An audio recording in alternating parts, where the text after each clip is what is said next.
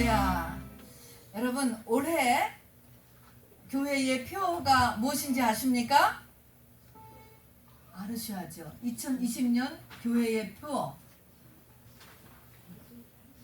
재림을 준비하는 해잖아요. 재림을 준비하는 해입니다. 재림을 준비하는 해. 여러분, 이거 굉장한 것이에요. 2020년 저희 교회의 표어는 재림을 준비하는 해입니다. 이 재림에 대한 계시를 받으신 분이 구약의 한 분, 신약의 한 분이 계십니다. 물론 선지서들을 통하여서 이 재림에 관하여서 부분적으로 이렇게 말씀해 놓으신 것들은 모든 선지서에 다 있지만 절대적으로 그래도 말씀, 전체적인 걸 말씀해 놓으신 분은 두 분입니다. 누구지요? 혹시 기억하세요? 신약에서는 요한계시록을 쓰신 사도 요한이시고, 그 다음에 구약에서는 다니엘입니다. 다니엘. 그런데 이렇게 요한이나 다니엘을 보면 종말의 계시를 받을 그릇이 된 사람들이에요. 그러니까 우리가 2020년 재림을 준비하자라고 하는 것은 재림에 대한 계시를 내가 받을 수 있는 그릇이 돼야 돼요. 그릇이 중요한 것입니다. 근데 끝에 가서 보면 재림의 계시를 받은 사람, 재림 준비가 된 사람은 어떻게 되느냐면 사도 요한을 보면 맨 끝이 주여 어서 오시옵소서 이런 말을 하게 돼요. 우리가 찬양을 할 수 있지만 과연 주여 어서 오시옵소서, 아니 하나님이 살아계신 것도 모르는데 이게 말이 되냐고요. 얼마나 우리가 갈 길이 뭔지 모르겠어요. 주여 어서 오시옵소서 라고 하는 말을 하게 돼요. 그 다음에 다니엘서도 보면 다니엘서 맨 끝장 12장에 가서 보면은 세마포 옷을 입고 선 사람을 다니엘이 보게 돼요. 그래서 그분하고 대화하는 게 나옵니다. 예수님이에요. 너는 가서 마지막을 기다리라. 이는 내가 평안히 쉬다가 끝날에는 내 업을 누릴 것임이라. 그리고 이 말은 마지막 때까지 봉함할 것이니라 하면서 그 종말에 대한 계시 준 것이 마지막 때까지 봉함된다라고 하는 말씀이면서 바로 이제 이 너는 가서 마지막을 기다리라 하면서 이제 평안히 쉴 것을 이야기하는 주님을 만난 것입니다. 여러분, 우리도 이렇게 살아서 육이 죽기 전에 영으로 주님을 만나야 돼요. 이것이 재림 준비된 사람입니다. 그게 그 주님은 어떤 주님이냐면 우리의 영혼의 짝인데 짝이에요. 근데 그분은 나의 보호자시고 나의 피난처시고 나의 안식처이시고 그리고 기쁨의 근원이 돼요. 우리가 여자들은 이걸 더 쉽게 이해할 수 있을 것 같아요. 신랑 그러면 그 느낌이 있잖아요. 남편 그 느낌인 것입니다. 자, 그래서 그렇게 주님을 영으로 보아야만 합니다. 사도 요한에게는 60여 년 전이잖아요. 60여 년 전에 승천하면서 헤어졌던 예수를 밤모선에서 보신 거예요. 60년 만에. 놀랍지 않으세요? 다니엘은 예수님 오시기 전 600여 년 전에 살았던 분이니까 생전 처음 보는 존재죠. 생전. 전에 본 적도 없고, 그렇지만 그분이 하나님이시며 메시아라는 것을 아셨습니다. 이렇듯이 지금도 똑같은 것입니다. 우리가 예수님을 살아서 보는 데까지 이렇게 우리가 가야 됩니다. 그리고 그렇게 되기 위해서 그릇이 준비돼야 돼요. 오늘 다니엘을 보니까요, 거의 17살에 이제 이 바벨론에 떨어졌잖아요. 그때부터 이 계시 종말론을 받을 때까지 거의 한 70년이 걸려요. 이 사도 요한을 보면은 30살 때쯤에 이제 부름받아서 막 뛰었는데 이 종말의 계시를 받을 때가 90세가 넘은 때예요. 그러니까 60년, 70년이 걸려서 60년, 70년 신앙생활을 잘한 열매로 재림의 예수를 만나는 거예요. 여러분, 결코 쉽게 되지 않아요. 우리 내일 또 요한계시록 강의 있잖아요. 그러나 이렇게 쉽게 내 것이 되지 않는 말씀이다라는 것을 알고 그러나 우리가 배우는 것입니다. 지식으로. 그래서 하여튼 내일 또 계시록에 여러분 전부도 나와 주시고요. 이렇게 신앙생활을 잘 해서 60년, 70년이 걸렸다라고 하는 것을 잊지 마시기 바랍니다. 자, 그래서 이제 그 모델이 사도 요한과 다니엘인데 이들의 삶이 구체적으로 어떤 삶을 살았을까라고 하는 그 모형을 성경은 그려놓고 있는데 항상 모형은 신약에 있지 않고 구약에 있어요. 구약. 그래서 같은 내용인데 그 모형을 구약에다가 써놓고 있어요. 시청각 교제로 하는 거죠. 우리가 예수 안에 들어가는 것을 바로 애굽을 떠나서 가나안 땅에 들어가는 것 이렇게 시청각 교제로 펴놓잖아요. 구약에. 그래서 구약에서 찾아보는 것이 확실합니다. 그래서 오늘도 이 재림을 준비한 이 두 분 가운데 누구의 삶을 자세히 살펴봐야 되냐면 다니엘의 삶인 것입니다, 여러분. 그래서 다니엘의 삶을 오늘 같이 찾아보고요. 이 다니엘 이 삶을 찾아보면서 어떤 삶을 다니엘이 살았는가라는 걸 5가지를 말씀드릴 테니까 이것이 재림 준비의 5가지 매뉴얼이에요, 여러분. 이거를 마음에 꼭 간직하시길 바랍니다. 이렇게 우리가 기본 틀을 가지고 있어야지 돼요. 이래야 바로 우리가 종말론을 우리가 받을 그릇이 준비되는 거야. 그릇이. 종말을 받을 그릇이 준비된다라고 하는 말의 뜻은 또 다른 말로 하면은 사망이 멸해진 몸이 되는 거예요. 내 안에 또 내 주변에는 모든 사망의 냄새, 사망과 관련된 것들이 다 떨어져 나가는 거예요. 휴거하잖아요. 그러니까 얘는 결국 완전한 승리가 되는 것입니다. 사망을 우리가 다 뽑아내야 돼. 올해 내에. 자, 그래서 이 다니엘에 관한 5가지 이제 이 메시지를 같이 나눠보는데 다니엘서의 배경을 먼저 보면은요. 하나님께서 솔로몬 이후로 거의 300여 년 동안 선지자를 파송하면서 돌아오라고 기다리셨어요. 한마디로 회개하라는 거죠.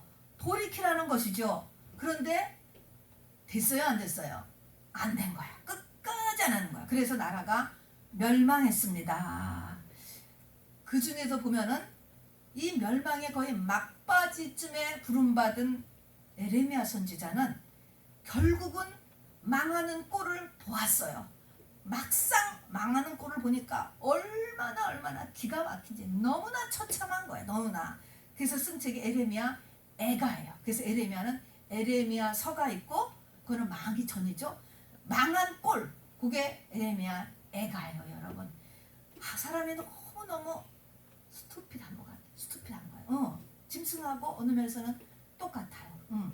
자, 그래서 에레미야 애가가 있는 것처럼 에레미야 애가를 보면 정말로 비참합니다. 성전이 불타고 왕궁이 불타고 집이 불타고 바로 피바다 그리고 죽음의 바다가 되었죠. 전체가. 그리고 웬만한 사람들은 다 포로로 잡혀갔습니다. 그 중에 잡혀간 사람 중에 지금 10대예요. 10대. 17살로 나오죠. 4소년이 주인공이 되고 이제 그 중에 다니엘이라고 하는 소년이 바벨론 가운데서 이 4소년이 전부 다 어떻게 이 17살 때부터 이 믿음을 지키는 인생, 믿음을 지키는 삶을 바벨론에서 살기를 시작한 얘기예요. 그러다가 끝에 가서 나이 90대는 종말을 받는 믿음까지 올라간 승리한 삶의 내용이에요. 놀랍죠? 17살 때 바벨론에 갔을 때를 보면 하나님은 어떤 상태로 우리를 풀어놓으냐. 교회 가라고 아무도 푸시하지 않아. 그때는 바벨론에 갔을 때 주일날마다 교회 가라고 푸시하는 부모님 안 계세요. 이러자 내 마음대로 하는 상태로 하나님 이렇게 놓으신다라고 하는 거를 잊어버리시면 안 됩니다. 자, 이렇게 되는 상태에서 이제 이 같이 어떻게 됐는가라는 것을 보고요. 이 받은 거가 다니엘도 90이 가까운 나이, 그리고 사도 요한도 밤모섬에서 92, 3세를 보니까 이게 다 얼마나 오래 걸리는가, 여러분, 라는 것을 꼭 명심하시기 바랍니다. 그냥 교회 몇 년 다녔다고 다 하는 게 아니에요, 여러분. 절대 다 하는 게 아니에요. 이들은 17살 때 이미 딱 믿음이 서진 게 다니엘과 내 친구예요. 이런 사람으로 시작을 해서 70년이 간 거예요. 그러니까 우리의 믿음이 얼마나 많은 훈련을 받고 시험을 받고 이렇게 하면서 이 하나님 앞에 서게 되는가라는 것을 잊지 마시기 바랍니다. 그리고 이제 우리가 성경을 읽기 전에 이 다니엘도 그렇고 사도 요한도 그렇고 이제 그 모형이 첫 번째가 다니엘이라고 했는데, 우리가 재림 준비, 주여 어서 오시옵소서를 느끼기 위해서는 반드시 대환란을 겪게 돼요. 이 인류의 역사에서도 대환란이 와요. 창세 이래 없는 환란, 개국 이래 없는 환란이 온다 그랬어요. 개인도 마찬가지예요.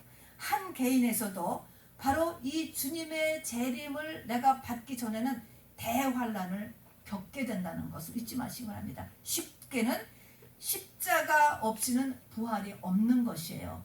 내가 큰 축복을 받기 전에는 반드시 바로 환란이 먼저 찾아와요. 이 환란을 잘 보내야 되는 거예요. 다니엘 같은 경우 보세요. 이게 얼마나 큰 환란이에요. 세상에 17살의 나이에 부모님이 싹 없어졌잖아요. 포로가 돼서 이역만리 땅에 뚝 떨어졌어요. 그런 환란이 세상에 어디 있겠습니까? 그 다음에 7배나 뜨거워진 풀무불에 던져줘야 된다. 또 한 마리 사자가 우는 사자같이 산길자를 찾는 때를 넘어서 사자굴, 한 마리가 아니고 사자굴, 다음에 이 환란의 불이 보통 때보다 7배나 뜨거운 환란이에요. 이거 통과를 하면서 바로 재림의 신앙으로 우리가 이렇게 준비되는 것입니다. 장난이 아닙니다. 근데 이렇게 대환란이 우리의 삶 가운데 오게 되는데, 이 환란에서 우리가 어떻게 하느냐가 너무너무 중요해요. 환란이 오면은 항상 둘로 갈라지게 되는 거예요. 믿음의 쪽으로 더 가는 사람이 있고 믿음에서 멀어져 가는 사람이 있어요. 나는 어느 쪽인가라는 것을 여러분 잊지 마시기 바랍니다. 여기에서 달라지는 거야. 계속적으로 환란이 오는데 그때마다 내가 이것을 통해서 하나님에 더 가까이 가느냐, 이것을 통해서 내가 믿음에서 더 멀어지느냐라고 하는 것을 반드시 점검하고 반드시 중요해야 돼. 환란은 여러 가지로 오는 거예요. 여러 가지로. 그때 그거 해결하느라고 믿음에서 멀어지죠. 그러면 이제 가르정이 찢어지는 거 시작인 것입니다, 여러분. 그래서 모든 각종 어려움에서 내가 이것으로 믿음 쪽으로 가느냐 안 가느냐, 다니엘은 이렇게 얘기했어요. 고난을 통해서 스스로 정결케 되며 스스로 희게 되었다 그랬습니다. 스스로 정결케 되며 희게 된다. 신부의 웨딩드레스를 우리가 만드는 거예요. 우리가 계시록에서 보면은 전부 다 흰옷 입은 자가 나오는 거예요. 하나님의 보좌 앞에 흰옷 입은 자. 그 흰옷이 웨딩드레스. 그래서 바로 이렇게 고난을 통해서 뭐예요? 정결케 되고 희게, 내 옷을 희게 만든다. 뭡니까? 나를 더 믿음의 사람으로 돌아보고 부족하고 잘못한 것에 대해서는 회개하는 기간으로 삼는 것이에요. 그래서 이 고난에 대한 나의 반응을 유심히 보시고, 이제 역사적인 재림 기간에서는 하나님께서 내버려 두시는 기간이라고 그랬어요. 그냥 안 가는 사람은, 안 오겠다는 사람은 안 오라고 그냥 내버려 둔다. 안 말리는 기간이, 내버려 두는 기간이 역사적인 재림 때고, 우리도 그렇게까지 되지 않도록 주의하시기 바랍니다. 선지자를 통하여서 계속적으로 회개하고 돌이키라고 하는 때가 있고, 그걸 안 하는 때가 있어요. 하나님 내버려 두시는 때가 있단 말입니다. 자, 그래서 이제 그런 저와 여러분의 영적인 원리를 미리 아시고 마음에 잘 받으셔야 돼. 이거를 한번 우리 다니엘서 1장을 열어주시기 바랍니다. 15가지의 재림 준비 신앙을 오늘 다니엘서 모형을 통해서 같이 나눠본다고 했습니다. 다니엘서 1장을 읽겠습니다. 다니엘서 1장 1절부터 20절까지 한 절씩 읽으면서 제가 중간중간 이제 설명도 같이 하면서 하겠습니다. 느부갓네살 왕에게 지금 다 망해가지고, 남유다가 망해가지고 지금 잡혀간 중에 이제 다니엘이 낀 것입니다. 제가 1장 1절 1232면 읽겠습니다. 유다 왕 여호야김이 다스린 지 3년이 되는 해에 바벨론 왕 느부갓네살이 예루살렘에 이르러 성을 에워쌌더니 2절 주께서 유다 왕 여호야김과 하나님의 전그릇 얼마를 그의 손에 넘기심에 그가 그것을 가지고 신할 땅 자기 신들의 신전에 가져다가 그 신들의 보물창고에 두었더라. 이제 지금 완전히 망한 얘기를 쓴 건데 2절에 맨 처음에 2절이 어떻게 시작하죠? 주께서. 이 망한 거를 누가 했다는 것입니까? 주께서. 하나님이 허락하셨다. 하나님의 때가 되면 그만하는 때가 항상 있다니까요. 그만인 거죠. 주께서 바로 이 느부갓네살 왕의 손에 다 넘기셨다는 거예요. 넘기셨다. 적에게 넘기게 뒀다라고 하는 것입니다. 자, 그래서 2절 여러분 읽으셨죠? 제가 3절 읽겠습니다. 왕이 이제 이거는 느부갓네살 왕이에요. 환관장 아스부나스에게 말하여 이스라엘 자손 중에서 왕족과 귀족 몇 사람 곧 흠이 없고 용모가 아름다우며 모든 지혜를 통찰하며 지식에 통달하며 흠은 익숙하여 왕궁에 설 만한 소년을 데려오게 하였고 그들에게 갈대아 사람의 학문과 언어를 가르치게 하였고 또 왕이 지정하여 그들에게 왕의 음식과 그가 마시는 포도주에서 날마다 쓸 것을 주어 3년을 기르게 하였으니 그 후에 그들은 왕 앞에 서게 될 것이더라. 왕들은 여자손 곧 다니엘과 하나냐와 미사엘과 아사랴가 있었더니 환관장이 그들의 이름을 고쳐 다니엘은 벨드사살이라 하고 하나냐는 사드락이라 하고 미사엘은 메삭이라 하고 아사랴는 아벳느고라 하였더라. 자, 여기에서는 이제 바벨론에 끌려갔는데 뽑혀서 왕궁의 장학생으로 이제 왕궁 대학교를 들여보냈습니다. 그리고 최고의 숙식을 제공할 뿐만 아니라 용돈까지 주었잖아요. 이런 가운데서 이름을 고치는 것을 바로 거역하지 못했습니다. 자, 이곳에서 우리가 알 것은 바벨론에 이렇게 떨어졌을 때 이 내소년이 할 수 없는 것이 있구나 라고 하는 것입니다. 우리가 세상 속에서 살아갈 때 내가 할 수 있는 것이 있고 할 수 없는 것이 있어요. 이제 그거를 지금 써놓고 있는 거예요. 할 수 없는 것은 할 수 없는 대로 지금 나가는 것입니다. 자, 그 다음에 이제 그런데 8절 다니엘은 뜻을 정하여 왕의 음식과 그가 마시는 포도주로 자기를 더럽히지 아니하리라 하고 자기를 더럽히지 아니하도록 환관장에 구한 여기는 이제 자기가 할 수 있는 거예요. 그러니까 이거는 이 마음에서 마음 중심에서 하나님 앞에 잘 인도함을 받아야지 돼요. 그래서 이것을 누가 함부로 얘기할 수 없는 거예요. 그 사람만이 아는 거야. 지금 이거는 절대로 안 되겠다. 그리고 이거는 어떻게 벗어날 수 있을 것 같다. 요런 거를 본인이 정해야 되는 거예요. 자, 제가 8절 이번엔 다니엘은 이제 왕궁의 음식 가운데 포도주와 제사에 바쳤던 고기 종류는 내가 안 먹을 수 있겠다. 파티에 가서 나를 구별할 수 있어야 되겠다. 이걸 안 하면 뭡니까? 파티에 같이 확 힘을려 들어가는 전체 분위기. 그러나 내가 거기서 안 먹는 것이 딱 있으면은 딱 구별이 생기잖아요. 이제 지금 그걸 한 거야. 이 파티가 얼마나 무섭습니까? 여기에 보니까 포도주가 등장하고 노래가 등장하고 댄스가 등장하고 여자가 등장하는 거예요. 모든 쾌락이 다 등장하는 것이죠. 여기에 이제 간격을 두려고 하는 것입니다. 자, 8절 여러분 9절 읽으세요. 하나님이 다니엘과 환관장에게 영광과 구별을 얻게 하시니라. 환관장이 다니엘에게 이르되 내가 내 주 왕을 두려워하노라. 그가 너의 먹을 것과 너의 마실 것을 지정하셨거늘 너희 얼굴이 초췌하여 같은 또래 소년들만 못한 것을 그가 보게 할 것이 무엇이냐. 그렇게 되면 너희 때문에 내 머리가 왕 앞에서 위태롭게 되리라 하니라.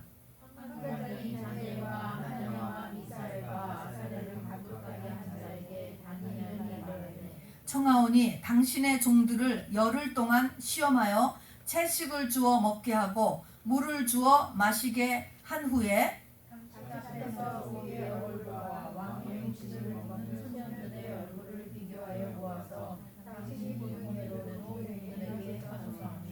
그가 그들의 말을 따라 열흘 동안 시험하더니 열흘에 계열에 올리고 아름답고 살이도 윤택하여 왕의 집을 먹는 다른 소년들보다 더 좋아 보이니라. 그리하여 감독하는 자가 그들에게 지정된 음식과 마실 포도주를 제하고 채식을 주니라. 여러분, 이때부터 이제 파티의 역사는 0에서 자유해진 거예요.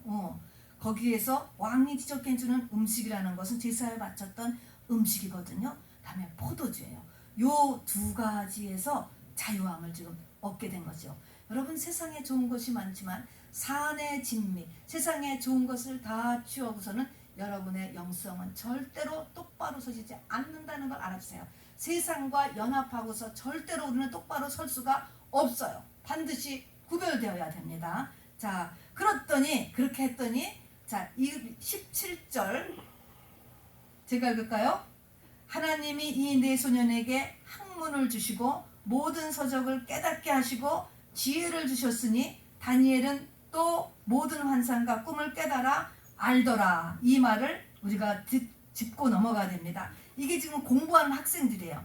17살이니까 지금 이제 대학교를 이제 들어간 거예요. 막 대학교를 들어간 표기인데, 공부하는 학생이기 때문에 하나님이 이 학생들을 돕는 건데, 4가지를 도와주는 걸 보세요. 첫 번째가 뭐냐면 학문을 주셨다.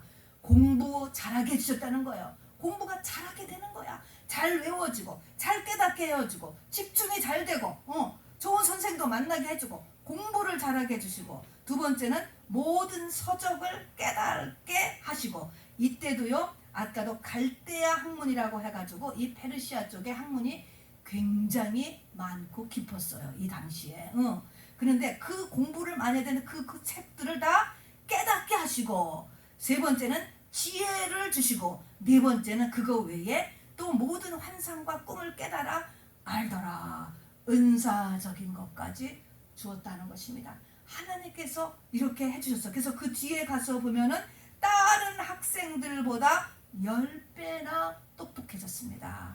그래서 하나님 앞에 우리가 인정을 받고 하나님 앞에 똑바로 쓰려고 하는 것을 내 인생에 먼저 탁 잡으면 하나님께서 이렇게 10배나 제주도도 좋게 해주시고 공부도 잘하게 해주시고 한다는 것을 잊지 마시기 바랍니다. 도와주는 거예요. 학생이니까 학생으로서 도와줬지만 사업하는 분에게는 사업하는 분으로서 도와주시게 될 것이고, 여러 분에서 하나님께서 공짜 없어요. 도와주신다는 것을 잊지 마시기 바랍니다. 자, 18절 읽으세요. 왕이 말한 대로 그들을 불러들이니 하나님 찼으므로 평안에 그들을 느부갓네살 사람으로 데리고 가니, 왕이 그들과 말하여 보매 무리 중에 다니엘과 하나냐와 미사엘과 아사랴와 같은 자가 없으므로 그들을 왕 앞에 서게 하고, 왕이 그들에게 모든 일을 묻는 중에 그 지혜와 총명이 온 나라 각부와 수백보다 10배나 나은 줄을 아니라. 다니엘은 고레스 왕 원년까지 있으니라. 네, 3장 16절 가서 봅시다. 이제 우리가 맞을게. 3장 16절, 17절, 18절을 같이 했죠. 무시무시한 환란이 또 닥치는 것입니다. 16절, 17절, 18절 시작. 사드락과 메삭과 야벳느고가 왕에게 대답하여 이르되, 느부갓네살이여, 우리가 이 일에 대하여 왕에게 대답할 필요가 없나이다. 왕이여, 우리가 섬기는 하나님이 계시다면 우리를 맹렬히 타는 풀무불 가운데서 능히 건져내시겠고 왕의 손에서도 건져내시리이다. 그렇게 하지 아니하실지라도 왕이여, 우리가 왕의 신들을 섬기지도 아니하고 왕이 세우신 금신상에게 절하지도 아니할 줄을 아옵소서. 죽기를 각오했지요. 한 군데만 이제 더 찾아보자. 6장 다니엘서 6장 10절 6장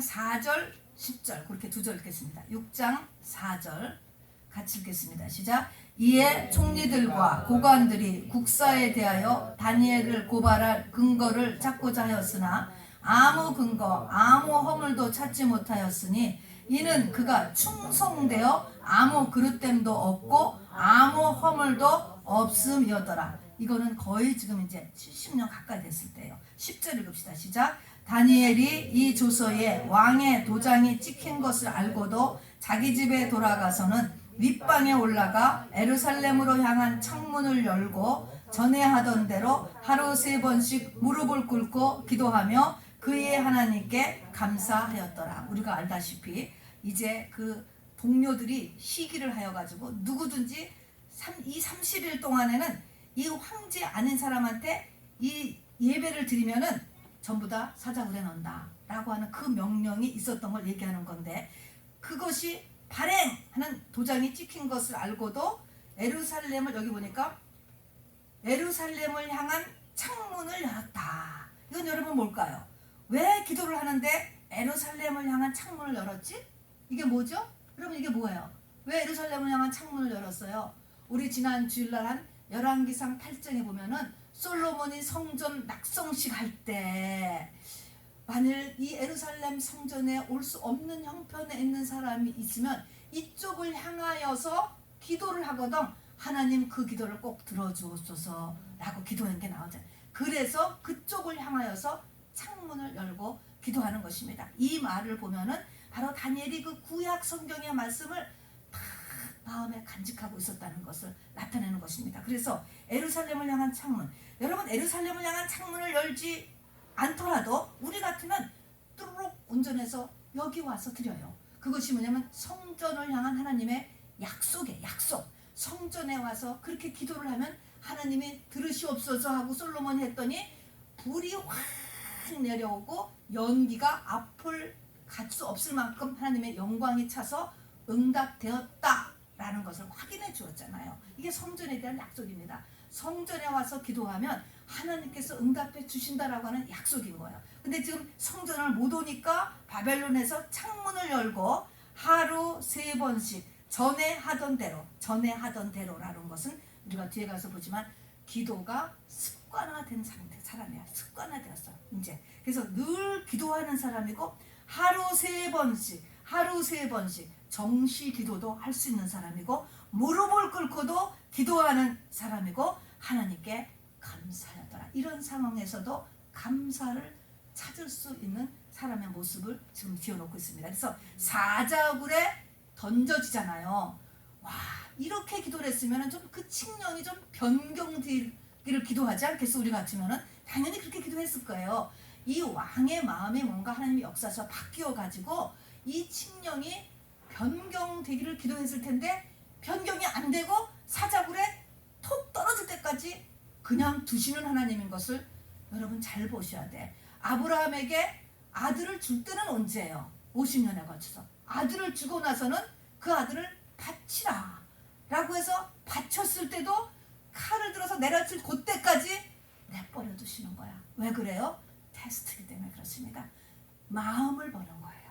하나님을 향한 네 마음을 하나님이 반드시 테스트하신 하나님이에요. 여기서도 마찬가지. 그래서 사자굴에 던져질 때까지 내버려 두셨는데 딱 던져진 때는 어떤 거예요? 죽음이잖아요. 죽었다라고 하겠지. 이게 3명도 마찬가지예요. 7배 되는 뜨거운 불에 던질 때까지 내버려 두신 거예요. 여기서 우리가 바로 죽기까지, 우리가 이기는 자에 대한 3가지 조건 계시록에서 했잖아요. 그때 죽기까지 자기의 목숨을 아끼지 아니하였도다. 순교하는 믿음을 우리가 갖고 있어야 돼요. 말씀에 순교하는 거죠. 내가 이 말씀을 꼭 지킨다라고 하는 이런 자세를 이제 여기서 이렇게 보여줍니다. 자, 어찌하였든지 간에 이런 중요한 구절들을 읽었습니다. 우리에게 재림을 준비하는 사람에게는 대환란이 온다. 원리예요. 자, 그런데 이제 17살의 이 나이 4명의 티네이저가 잡혀갔어요. 환란이죠. 대환란이죠. 큰 환란인 것입니다. 그러면 이건 이제 성령 받은 사람을 얘기하는 거예요. 성령 받은 사람을 이렇게 변화시키기 위한 믿음을 뺏기 한 거죠. 사단의 방법은 2가지예요. 항상 충격과 유혹입니다. 여러분, 한쪽에서 엄청난 충격을 자꾸 줘요. 좋지 않은 거죠. 그 다음에는 아주 엄청난 또 유혹을 주는 거예요. 충격과 유혹이 항상 방법이에요. 제가 한국에서 학교 다닐 70년대에는 인신매매가 굉장히 많았어요. 70년대에 우리 친척 가운데 한 아이가 인신매매로 잊어버린 적이 있었기 때문에 제가 그걸 찾아다니느라고 이거를 겪게 돼서 제가 너무나 생생한 거예요. 그냥 가정에서 자는 이 10대 아이들을 잡아가는 거죠. 끌고 가는 거예요. 잡아가는데 얘를, 이런 아이들을 나중에는 호객하는 창기로 바꾸는 거예요. 바꾸는데 그 방법이 뭐냐면 잡아다가 기절할 정도로 때린대요. 막 패는 거예요. 패서 기절을 하면은 물을 세수대에다 해서 확 붓는다. 때려서 기절시키고 깨우고. 기절 얼마나 충격이겠어요. 이렇게 조금 하다가 그 다음에는 좋은 옷을 주고 만져보지 못한 큰 돈도 주고 장신구도 주고 그렇게 하면서 네가 여기서 돈을 벌면 얼마든지 그 이후에 네 삶을 좋게 개척할 수가 있다. 이렇게 꼬시는 거에 의해서 넘어간다는 거예요. 넘어가는 거예요. 자, 그런 것을 보는데 여기서도 마찬가지. 마귀가 하는 짓이에요. 충격, 그 다음에는 유혹 주는 것입니다. 충격을 받았는데 집이 불타고 성전이 불타고 일가 친척과 헤어지고 가족이 자기 눈앞에서 죽고 목사님이 살해당하고 성전의 기구들이, 그렇게 중요한 기구들이 덜거덕 마차와 함께 소년들과 함께 바벨론으로 끌고 가는 것을 이렇게 사진을 이렇게 보면, 그림 그리는 걸 보면 이렇게 애들이 이렇게 쳐다보는 거예요. 성전에서 맨날 보던 촛대가 덜거덕 하면서 같이 끌려가서 정말 이 바벨론의 신전에 놀잇감으로 놓여지게 되는 것이에요. 그렇지만 이제 이렇게 해서 충격은 받았어요. 근데 와보니까 대우를 너무너무 친절하게 잘해줄 뿐 아니라 정말 바벨론이라는 데를 와보니까 너무나 화려하고 너무나 자기 나라에 비해서 발전돼 있고 너무너무나 풍요한 것입니다. 풍요해. 여러분, 이럴 때, 그리고 네 마음대로 하라. 여기서는 뭐냐면 이런 환경은 또 교회 안 나가도 되고 나가도 되고, 바벨론에서 요구하는 것은 여호와 신앙을 믿지 말라는 게 아니야. 너희들 거 믿고 싶으면 믿어. 근데 뭐요? 바벨론 신앙도 좀 같이 믿어. 이런 거예요. 이렇게 얘기하는 것입니다. 자, 그래서 좁은 우물한 개구리 같은 그런 여호와 신앙에 있지 말고 넓은 곳으로 나와라. 바벨론이라는 것이 원래 혼합, 이런 의미를 가지고 있습니다. 혼합 신앙. 예수를 믿어도 되고 교회를 다녀도 되지만 그거 그냥 그대로 하지만 좀 마음을 넓히라는 것, 이런 것이죠. 넓은 곳으로 좀 나와. 왜 꼭 그렇게 하나님밖에 모르고, 왜 꼭 그렇게 교회밖에 모르고, 고지식하기가 이럴 데 없다.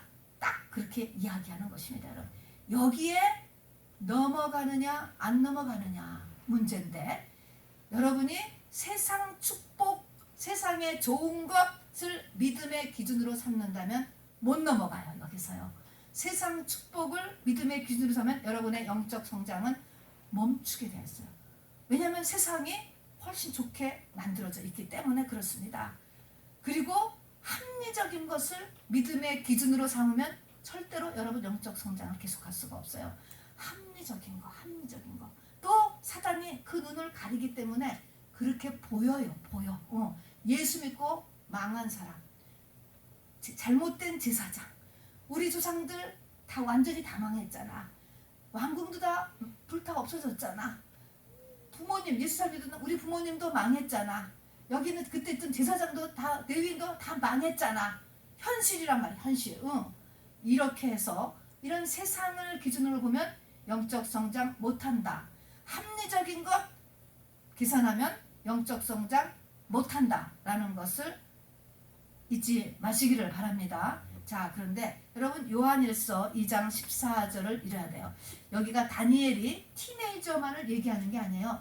여기서 다니엘을 지금 써놓은 이유는 청년, 영적인 청년, 저와 여러분이 똑같이 다 영적인 다니엘같이 청년이 돼야 된다는 것을 얘기하고 있습니다. 요한일서 2장 14절 신약성경 390편을 열어주세요. 390페이지 요한일서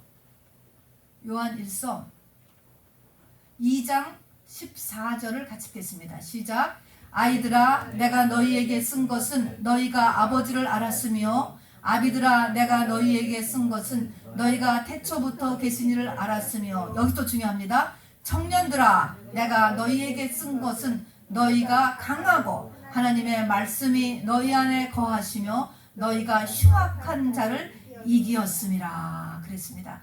흉악한 자, 사단의 모든 권세, 그 밑에 바르는 게 뭐냐면 이 세상이나 세상에 있는 것들을 사랑하지 말랍니다. 세상이 바로 등장하는데, 세상을 사랑하지 않을 수 있는 것이 흉악한 자를 이기는 거예요. 모든 사단의 권세를 이기는 자가 청년인데, 우리가 다 영적인 청년이 돼야 돼요. 영적인 청년이 돼야 되려면 어떻게 되냐? 하나님의 말씀이 내 안에 거하여야 된다는 거예요. 거한다는 것은 산다라는 거예요. 집에 거한다거든요. 하나님의 말씀이 들어서 없어지는 것이 아니고 말씀이 내 안에 움직이고 있는 거야. 내 안에 나의 일부가 되어 있는 거야. 이것을 먹는다라는 거예요. 하나님의 말씀이 내 안에 항상 있어야 되는 것입니다. 이렇게 말씀이 있어야지만 바로 우리가 사단을 이길 수가 있고 분별할 수가 있고, 그리고 이 영적 전쟁을 싸울 수가 있다라고 하는 것이죠. 그래서 우리가 올해도 성경 일독, 그다음에 성경 암송 꼭 해야 됩니다. 암송은 지식을 얻으려는 게 아니고요. 암송한다는 의미는 우리의 마음에, 그러니까 이 하나님의 말씀이 우리의 마음속에 거하는 것을 상징하는 것이에요. 그러니까 지식을 얘기하는 것이 아니고, 그래서 하나님의 말씀이 내 안에 거하서 내가 그 말씀대로 행동하는 그런 상태를 이야기하는 것이죠. 자, 그래서 이렇게 악의 세력을, 말씀이 내 안에 있어서 말씀으로 인한 빛 때문에 내가 악의 세력을 분별하고, 그리고 내가 싸워서 이기는 사람이 되는 거가 영적인 청년이에요. 청년. 빌립보서 3장 12절에 보면은 사도 바울이 이렇게 얘기했습니다. 내가 나를 사로잡은 그것을 내가 잡으려고 달려간다. 예수께 자기가 사로잡힌 바 되었는데 나를 잡은 그것을 잡으려고 달려간다. 그러니까 이 영적인 청년은 다니엘 같은 17살만 얘기하는 것이 아니고 우리가 다 영적인 청년이 돼야 돼. 영적인 청년은 뭐냐면 예수를 잡으려고 바울이라 할지라도 저 높은 곳을 향하여서 막 달려갔단 말입니다. 이렇게 해야 된다는 거예요. 다시 말하면 이 지금 첫 번째 뜻을 정했다라고 하는 말은 우리의 삶 가운데서 반드시 내가 하나님의 뜻을 찾고 하나님 앞에 가까이 가도록 하고 하는 그 중심의 의지를 항상 발동해야 된다는 것입니다. 이게 첫 번째. 그러니까 다니엘이 잡혀가자마자 성경, 물론 그 전에 물론 일이 일었겠지만 첫 번째로 기록한 것이 그냥 잡혀간 첫날부터 뜻을 정하는 거예요. 나는 하나님의 뜻대로 살겠다. 내가 믿음을 키우는 쪽으로 가겠다. 나는 믿음을 성장시키는 쪽으로 가겠다. 나는 하나님 기뻐하시는 쪽으로 가겠다. 요 뜻을 항상 정해. 그렇다라고 해서 아까도 얘기했지만 다 되는 것이 아니에요. 이름 바꾸는 거는 못했다니까. 넘어가는 것도 있어요. 그렇지만 그럼에도 불구하고 뜻을 하나님 속에 이렇게 정하는 일을 해야 된단 말입니다. 이 다니엘이 17살밖에 안 됐는데 이 세 친구도 누가 교육을 시켰는지 여러분 참 이렇게 숨겨놓은 의인들이 있는 것 같아요. 가정교육을 받았든지 주일학교 교육을 받았는지 모르지만 나라는 전체적으로 하나님의 진노를 받아서 다 멸망했잖아요. 그런데도 그 사이에 이런 애들이 숨겨져 있어요. 어른도 물론 숨겨져 있을 것입니다. 이제 이게 그루터기가 돼서 다시 살아나는 것이고 이런 사람들은 이제 신부가 되는 것이죠. 전체를 보는 게 아니니까. 그런데 얘들이 어땠는가를 보니까 바로 자기가 믿었던 그 신을 아무리 환경이 좋고 아무리 누가 유학해도 그 믿음을 안 버리는 거야. 여러분 이거 굉장하지 않아요? 그 신 말고 다른 신이 있다고 그랬는데도 자기가 배운 그 유일신이거든요. 유일신을 안 버려요. 또 얘네들의 특징은 뭐예요? 바로 두려워하지 않고 낙심하지 않고 자포자기하지 않고 주변을 원망하지 않아요. 부모 원망하고 제사장 원망하고 나라의 그냥 이 정치 경제 담당자들을 원망하고 그러지 않았다는 거예요. 이것이 다 얘네들이 어떤 교육을 받았는가라고 하는 것을 보여줘요. 그리고 이들이 이렇게 움직이잖아요. 야, 이것은 우리가 그대로 파티에 계속 참석할 수 없어 라고서 이제 3시 4시 뭉쳐가지고 이제 채식 금식을 이렇게 결단을 이렇게 하는 것입니다. 기도하면서. 그러면서 이렇게 움직이는 걸 뭐냐면 일어나라 라는 걸 얘기해요. 성경에 보면 일어나라라고 하는 이 명령어가 굉장히 많아요. 이 조사를 해본 바에 의하면 어떤 사람이 그 조사를 해보니까 650번이나 일어나라가 있대. 이 말은 뭡니까? 처져 있지 말라는 거예요. 환경이 처질 환경에 우리가 들어가잖아요. 낙심하게 되고 정말 의욕이 없어지게 지치게 되고. 그런데 일어나라.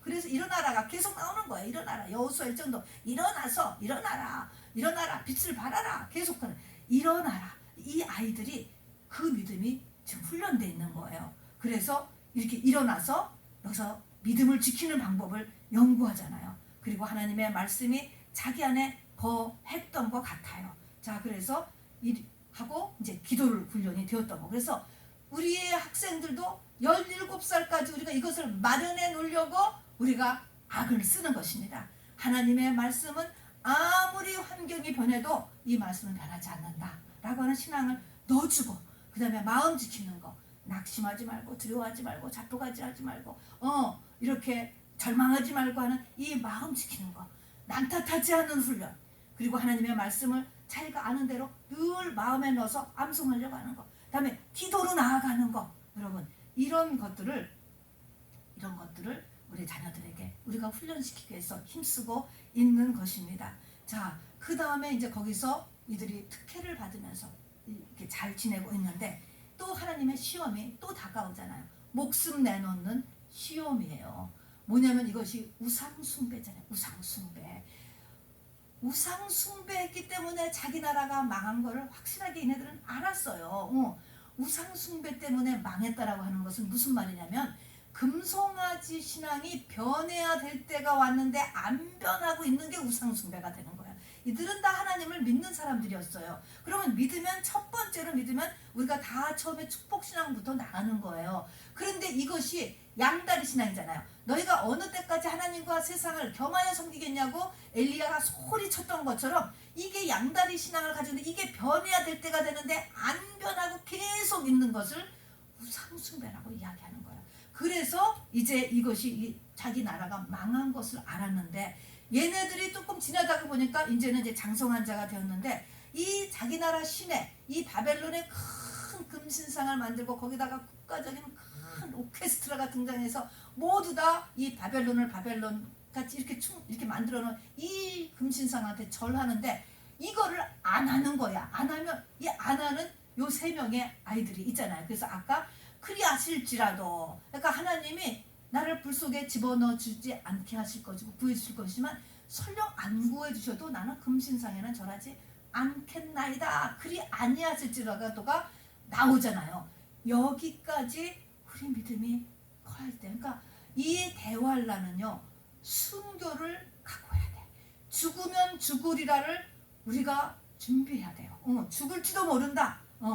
뭐 안 하면은 나 하나님 안 믿을 거야. 이런 건 아직도 멀었지요. 이게 재림 준비를 하지 못하게 되는 것입니다. 자, 그래서 이 풀무불을 7배나 더 뜨겁게 해주고 하는 것에서 견디고, 또 그 중에 이제 다니엘은 이 사자굴에 이제 들어가는 것에서도 그냥 떨어질 때까지 안 했다 하는 것입니다.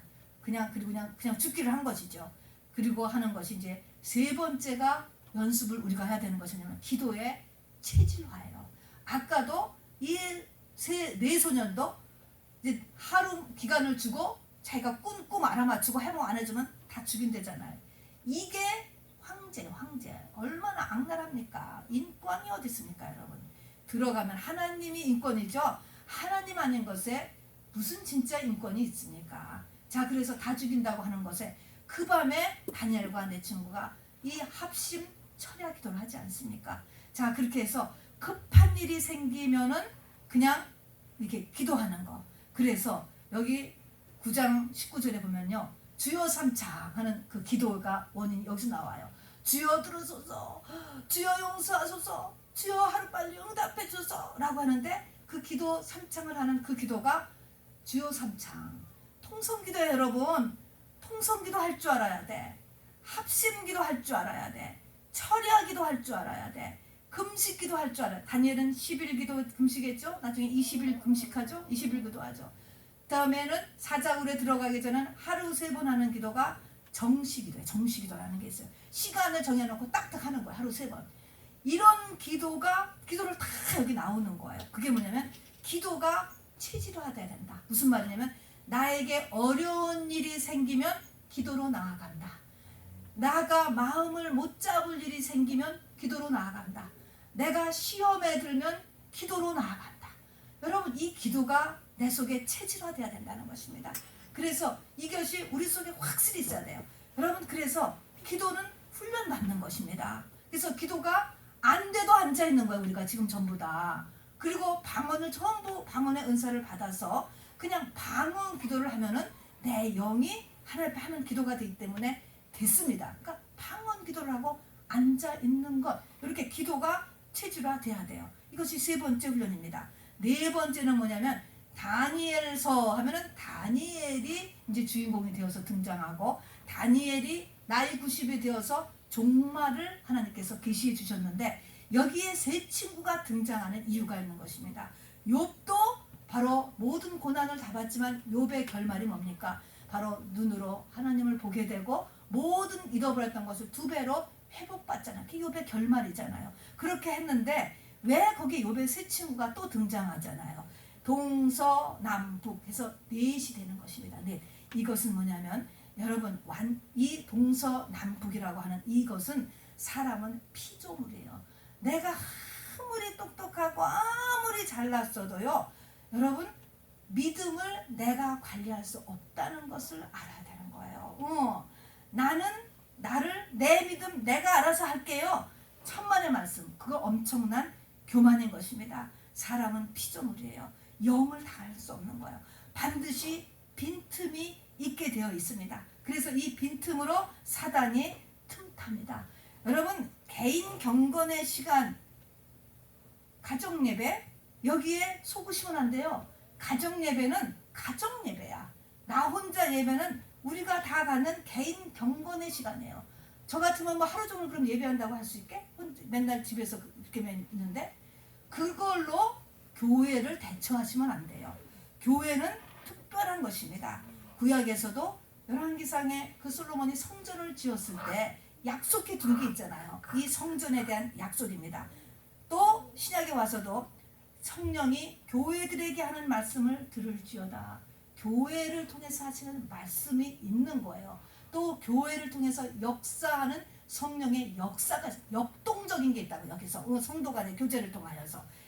그리고 여기에는 질서가 있게 되고 여러 명이 있어서 이 나 자신의 믿음을 방어해주는 역할을 하는 거예요. 그래서 욥의 세 친구도 그 세 친구가 교회를 나타내는 것이고, 여기는 다니엘의 세 친구도 보이지 않는 교회를 나타내는 것을 이야기합니다. 그래서 교회라고 하는 요것을 우리가 반드시 지켜야 되는 거야. 여기서 떨어져 나가는 일이 없도록 주님의 이름으로 꼭 부탁합니다. 교회는요, 음부의 권세가 계속 흔들고 편질되고 막 그래요.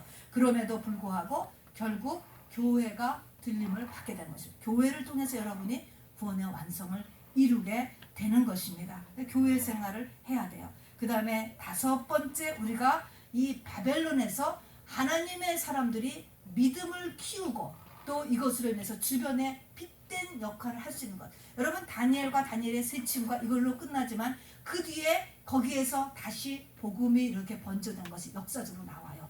거기에서 여호와 신앙이 다시 일어난 것은 요 다니엘과 세 친구에 의해서 이 믿음이 거기서 일어납니다. 자, 그래서 여기서 우리가 견뎌내야 되는데 어떻게 견뎌내느냐? 아까 우리가 읽은 것처럼 다니엘서 보면은 다니엘에게 아무 흠이 없고 충성되었다 그랬습니다. 그리고 다니엘이 보면은 이 느부갓네살 왕부터 시작해서 왕이 4명을 붙여가요. 격동해지게요. 벨사살 왕이 그 다음에 나오죠. 다리오 왕이 나오죠. 그 다음에 고레스 왕 3년까지 고레스 왕이 나와요. 왕이 한번 등장하고 바뀌는 것은 나라가 완전히 뒤집히는 거거든요. 그러면 다 거기서 잘리고 변화하는 건데 워낙 실력이 좋았단 말입니다. 워낙 실력이 좋아서 다니엘이 거기서 계속 4명의 왕을 부통령으로서 내가 뜻을 정할 수 있어야 돼요. 내 뜻을. 그러니까 흘러가는 대로 그냥 자기를 두면 안 돼요. 세상이 다 그렇대. 그쪽에 흘러가면 안 된다고. 그래서 자기의 뜻 어떻게 해요? 이렇게 믿음을 더 갖기 위한 그쪽으로 항상 뜻을 정하여서 나를 주께 더 묻기도 하고 또 더 달려가기도 하고 하는 자기의 늘 뜻을 정하는, 세상과 구별하여서 주님 기쁘시게 하는 쪽으로 뜻을 정하는 그런 일을 꼭 하시기를 바랍니다. 그래서 듣는 것도 조심하고 보는 것도 조심하고 사람도 조심해야 되고 또 여러 가지 가는 것도 조심해야 돼요. 얼마 전에는 미장원을 갔더니 어떤 분이 요즘은 교회 다니는 사람이 어디 있습니까? 라고 그러는 거예요. 그렇게 하면서 막 이 교회에 잘못된 것을 막 얘기하더라고요. 많은 사람이 그것을 듣지 않습니까, 여러분? 그래서 제가 뭐라고 이제 그래서 반론을 했는데, 여러분 그런 사람하고는 친구하지 마세요. 하나도 유익함이 없어요, 여러분. 이 말씀은 살아 있습니다, 여러분. 그리고 내가 내 믿음을 증가하는 것을 자기가 뜻을 정해, 항상 뜻을 정해서 자기 영혼을 관리하셔야 되는 것입니다. 첫 번째입니다. 두 번째는 순교. 죽으면 죽을 수도 있다. 언제 죽을지도 모른다라고 하는 이 죽음의 이 결단, 각오를 늘 하시기를 바랍니다. 준비하는 거예요. 그리고 기도 체질을 만드시길 바랍니다. 다음에 교회에 붙어 있을 생각을 하시기를 바랍니다. 그리고 실력 갖춰야 돼요. 여러분. 실력을 갖추시기 바랍니다. 암송했습니까? 한번 해보세요. 자기의 뜻을 네, 뜻, 내 뜻, 의지 꼭 붙잡고 있는 거예요. 흘러가지 말고. 또요. 순교를 각오하고. 또 윤지 선생님도 해봐요. 또 뭐 있어요? 기도 체질, 습관을 따라. 예수님도 습관을 따라. 다니엘도 늘 하던 대로 습관을 따라. 기도 체질. 무슨 일이 있으면 기도 체질. 기도 체질. 또 교회 생활. 또요. 실력. 여러분 실력 갖추는 여러분들이 주님의 이름으로 축원합니다. 그래서 우리가 주여 어서 오시옵소서 이렇게 말할 수 있는 사람이 돼야 돼요. 네, 우리 찬양 드리고 같이 기도 훈련 겸 전심을 다해서 기도하도록 하겠습니다. 마라나타 주여 어서 오시옵소서.